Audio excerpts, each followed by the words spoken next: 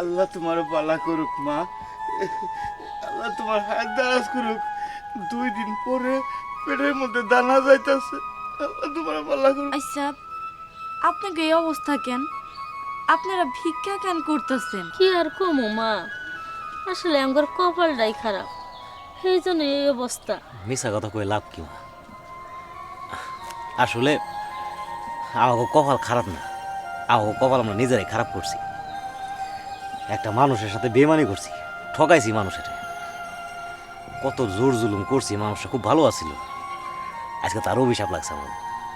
এই অভিশাপে আজকে আমরা ফকির, ভিক্ষা করে খাই। সত্যি কথা বলতে কি মা জানো, আসলে অর্থ লোভে পড়ে আমাদের মন তো অন্যরকম আছিল। মানুষের মানুষ বলে মনে করতাম না, অর্থের অহংকারে মানুষদের তুচ্ছ মনে করতাম। তাই তাই আজকে আমাদের কপালে অন্যের বাড়ির দানা খাইতে হইতেছে। জানো মা, আমার একটা পোলার বউ আসছিল, পোলার বউডারে সব সময় আমরা 3 জনে মিলে জ্বালাতন করছি, অত্যাচার করছি, বাঞ্জা বলে গালি দিয়েছি, বাইতন অবশেষে বাইর করে দিছি। এই অভিশাপে আমার লাগছে, আজকে আমরা অন্যের বাড়ি দানা খাই। আমার কপালে দানা ছুটে না, 2 দিন 3 দিন পর পর মাসের বাড়ি ভিক্ষা করে এই খাবার খাওয়া লাগে। আচ্ছা, আপনারা ওই মানুষটার সাথে এমন কেন করছেন? কি এমন অপরাধ ছিল তার?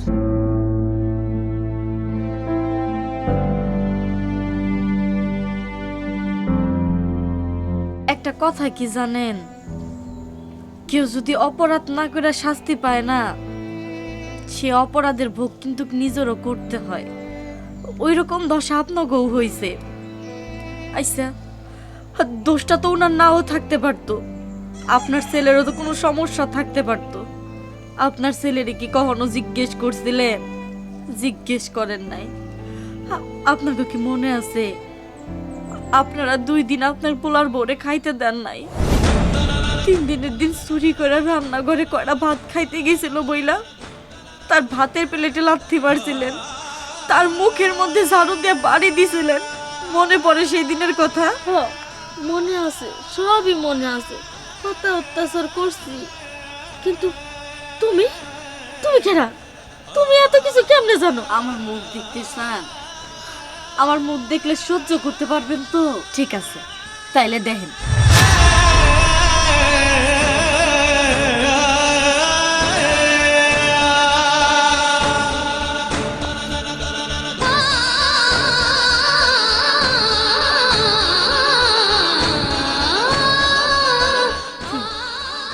কি দোষ আছিল আমার, যে কারণে এত নির্যাতন করে ওই বাড়ি থেকে আমারে বের করে দিছেন আপনারা? আমি আপনাকে যৌতুকের টাকা দিতে পারি নাই সেজন্য? আমি আপনাকে ঘরে কোনো সন্তান দিতে পারি নাই সেজন্য?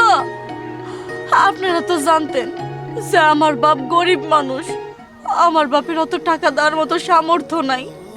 তারপরেও কেন আপনারা আমার উপরে জুলুম করতেন? দিনের পর দিন আমার উপরে নির্যাতন করতেন, তাও আপনাকে আমি কিচ্ছু কইতাম না, সব কিছু মুখ বুঝে সহ্য কইরা নিতাম।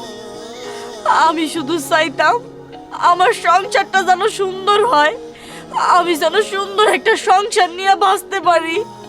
আর বাচ্চা, আচ্ছা আপনারা কি একটাবার আপনার ছেলেরে জিজ্ঞেস করছিলেন যে তার কোনো সমস্যা আছে কিনা?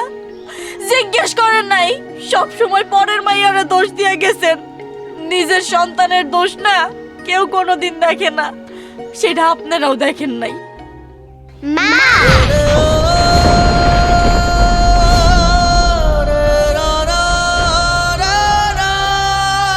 ওই তো আমার মেয়ে আর মেয়ের বাবা বসছে। কি ব্যাপার আজকে বাড়িতে এত মেহমান? আর কইও না, ওনারা নাকি 2 দিন ধরে না খায় আছে, তাই আর কি খাবার দিছি। খুব ভালো করছো, খিচুড়ি রান্ধিছো তাই না? যাক, আমার জন্য কিছু খিচুড়ি নিয়ে এসো, আমি না বই থেকে খাই। যাও যাও, নিয়ে এসো নিয়ে এসো। ঠিক আছে।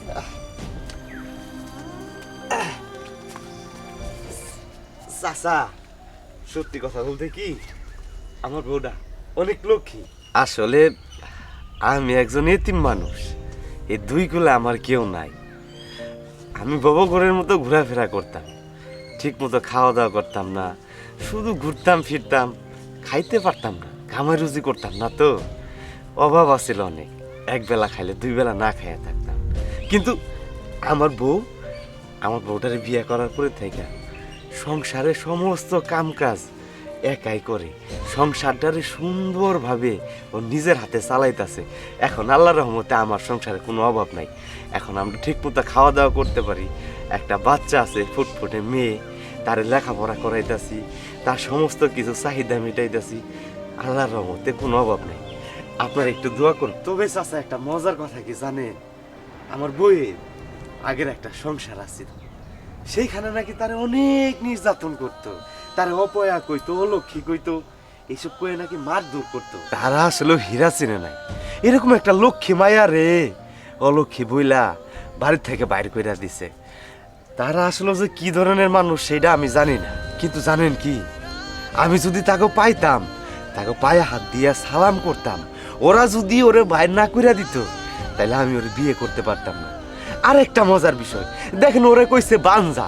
আচ্ছা আপনারা একটা কথা কন, ও যদি বাঞ্জা থাকতো তাহলে আমাকে কি ফুটফুটে মায়াটা হইতো না? তবে যে ভাইটা ওরে তালাক দিছে, ওরে পাইলে আমি 7 বার সালাম করতাম। কি যে একটা জীবনে ভুল করছে, সে হয়তো কোনোদিন বুঝতেই পারবো না। যাই হোক, আল্লাহ যা করে ভালোর জন্য করে। খান, আপনারা খান।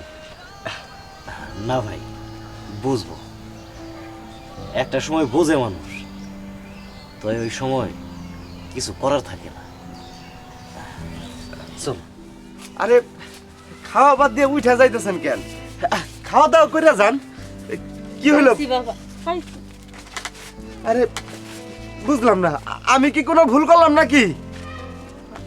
আরে কেমন না খাই চলে গেল। আমি মনে হয় কোনো ভুল কিছু বলছি।